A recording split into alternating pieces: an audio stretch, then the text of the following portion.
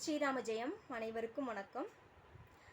தசரதர், ஸ்ரீராமன், பரதன், லட்சுமணன் நால்வருக்குள் இடைப்பட்ட பாசத்தை பற்றி இந்த தலைப்பில் பேசப் போகிறேன். கோசலை நாட்டின் மன்னனான தசரதர் நீண்ட நாட்களாக நேர்மையாக அந்நாட்டை ஆட்சி புரிந்து வந்தார். எவ்வளவுதான் செல்வ வளங்கள் தன்னிடம் இருந்தாலும் தனக்கு ஒரு குழந்தை இல்லையே என்ற மனக்குறை அவரிடம் நீடித்தது. பின் முனிவர் வசிட்டரின் அறிவுரைப்படி ஒரு வேள்வியை வளர்த்து அதன் மூலம் தனக்கு 4 குழந்தைகளை பெற்றார். கோசலைக்கு ஸ்ரீராமரும், கைகேயிக்கு பரதனும், சுமித்திரைக்கு லட்சுமணன் மற்றும் சத்ருகன் போன்ற 4 குழந்தைகளை பெற்றார். 4 குழந்தைகளுக்கும் கல்வி அறிவையும் போர் பயிற்சியையும் மிகுதியாக அளித்தார். 4 குழந்தைகளும் அனைத்து பயிற்சியிலும் தேர்ச்சி பெற்றனர். ஆனால் ராமர் மட்டும் நீதி, நேர்மை, வீரம், வலிமை என அனைத்து கலைகளிலும் மற்ற 3 குழந்தைகளை விட அதிக திறமை பெற்றிருப்பதைக் கண்டு வியந்தார் தசரதமர். தன் 4 குழந்தைகளிடமும் அளவறியா பாசம் கொண்டிருந்தார். ராமரிடமும் மிகுதியான அன்பை கொண்டிருந்தார் தசரதமர். 4 சகோதரர்களும் ஒருவர் மேல் ஒருவர் மிகவும் பாசம் கொண்டிருந்தனர். மூத்தவன் ராமன் என்பதால் அன்பும் மரியாதையும் அதிக அளவு கொண்டிருந்தனர் மூவரும். ஊர் மக்களும் ராமன் மீது அதிக அளவு பாசத்தை கொண்டு வைத்திருந்தனர். தம்பி உடையான் படைக்கு அஞ்சான் என்பதற்கிணங்க லட்சுமணன் ராமன் மீது அளவறியா அன்பையும் அரணாகவும் திகழ்ந்தான். உடன் பிறப்பிற்கு இலக்கணமாய் 4 சகோதரர்களும் திகழ்ந்தனர். தசரதர் 4 குழந்தைகளுக்கும் அனைத்து அறிவையும் புகட்டி நல்லபடியாக திருமணம் செய்து வைத்து அயோத்திக்கு தனக்கு பின் ராமனையே முடிசூட்ட வேண்டும் என்று கூறினார் ராமனிடம்.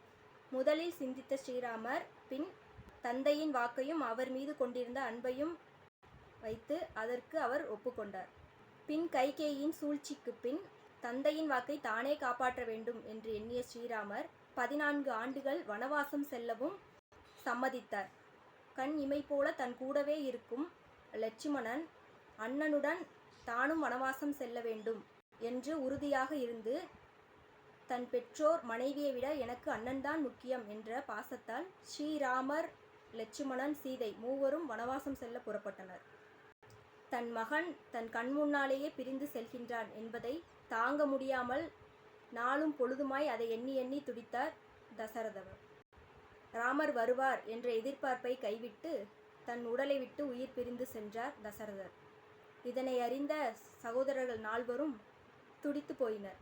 ஒரு துளி கூட சுயநலத்தை விரும்பாத பரதன் தனக்கு கிடைத்த அரச பதவியை வெறுத்து தன் அண்ணனான ராமனுக்கு தான் அந்த பதவி கிடைக்க வேண்டும் என்று உறுதியாக இருந்து அண்ணனை தேடி வனத்திற்கு சென்றான்.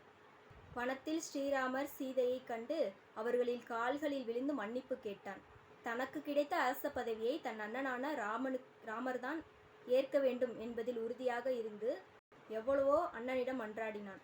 ஆனால் ஸ்ரீராமரோ தந்தை வாக்கை மீறாமல் தன்னை போல பரதனுக்கும் அனைத்து திறமைகளும் உள்ளன, அவன் அயோத்தி நாட்டை ஆட்சி புரிவதில் வல்லமை உடையவன் என்று கூறி என்னிடத்தில் இருந்து அயோத்தியில் நீ ஆட்சி செய் என்று பரதனிடம் கூறினான்.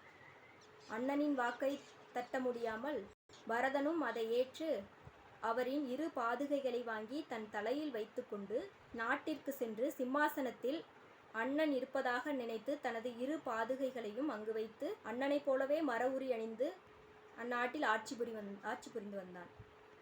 லட்சுமணோ வனத்திற்கு செல்லும் வழியெல்லாம் அண்ணனுக்கும் அண்ணிக்கும் பாதுகாவலாக நின்றான். அவர்களுக்கு வேண்டிய உதவியெல்லாம் செய்து கொடுத்தான். ஸ்ரீராமர், சீதை வனவாசம் சென்றதிலிருந்து அதற்கிடையில் அவர்களுக்கு ஏற்பட்ட இடர்களிலிருந்து, துன்பங்களிலிருந்து காப்பாற்ற அண்ணனிற்கு உறுதுணையாக இருந்தான் லட்சுமணன். மகிழ்ச்சி மட்டுமில்லாமல் துன்பங்களிலும் ஒருவருக்கொருவர் ஆறுதலாக துணை நின்றார்கள் ஸ்ரீராமரும், லட்சுமணர் மற்றும் பரதரும். இவர்களின் அன்பு அளப்பரியாது, நம்மளையெல்லாம் வியக்கவே வைக்கிறது. தந்தை சகோதரர் பாசம் என்றால் இப்படி இருக்க வேண்டும் என்று நமக்கெல்லாம் ஒரு எடுத்துக்காட்டாகவே இவர்கள் வாழ்ந்து வந்தனர். இவர்கள் ஒற்றுமையாக பாசமாக இருந்ததால் மட்டும்தான் இவர்களுக்கு எவ்வளவு துன்பம் வந்த போதிலும் அதனையெல்லாம் உடைத்தெறிந்து அவர்களால் வெளியே வர முடிந்தது. அந்த ஒற்றுமைக்கும் பாசத்திற்கும் அவ்வளவு சக்தி உள்ளது இந்த உலகில் என்பதை நான் நம்புகிறேன். இவர்களின் மூலம் அன்பு மட்டுமே வெல்லும் எப்போதும். ஜெய் ஸ்ரீ.